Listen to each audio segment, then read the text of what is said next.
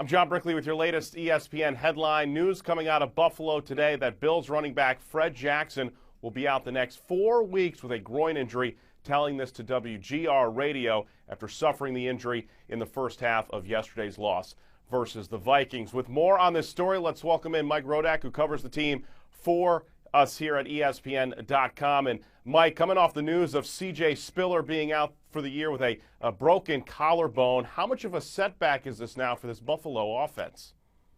It's definitely a big setback for this offense, and obviously these two running backs have been the core of this offense for the past several years. And you can certainly look back at Spiller's performances over the last month. He's been basically ineffective until that one run Sunday when he was injured. So it's not like they're losing a ton of production from Spiller in terms of this season, but, man, Fred Jackson has been a workhorse for this team. He was leading the team in receptions entering Sunday. So it's not just the running game, it's also the passing game, just because Kyle Orton and E.J. Manuel before him are relying so much on Fred Jackson out of the backfield, and that's the bigger blow here. Sammy Watkins certainly is going to have a lot more pressures on his shoulder as well. But for Coach Doug Marrone, Mike, what are the options now for this team moving forward?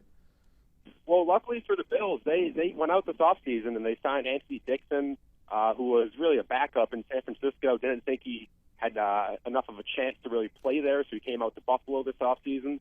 And the Bills also traded for Bryce Brown, and they gave up a fourth-round pick, but he hasn't played yet. He's been inactive for each of the first 7 games, and certainly he's expected to be active next week against the Jets. And the Bills will roll with Anthony Dixon and Bryce Brown for now.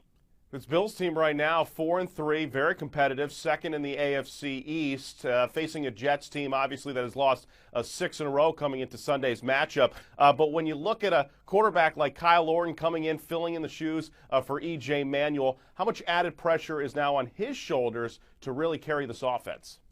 I think there's definitely more pressure, and we saw even Sunday the Bills opted to pass a lot more. Even when Spiller and Jackson were out, they didn't give the ball to Anthony Dixon every single play. It was more Kyle Orton and Sammy Watkins really trying to connect, and I think that will be the core of this Bills offense for at least the next month or so while Jackson is expected to be out.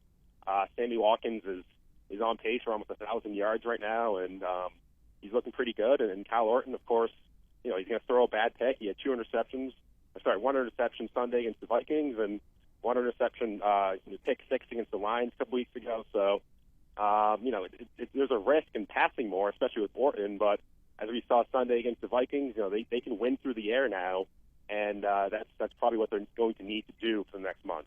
He's ESPN.com Bills reporter Mike Rodak with the very latest on the Bills losing running back Fred Jackson for the next month. I'm John Brickley with your latest ESPN headline.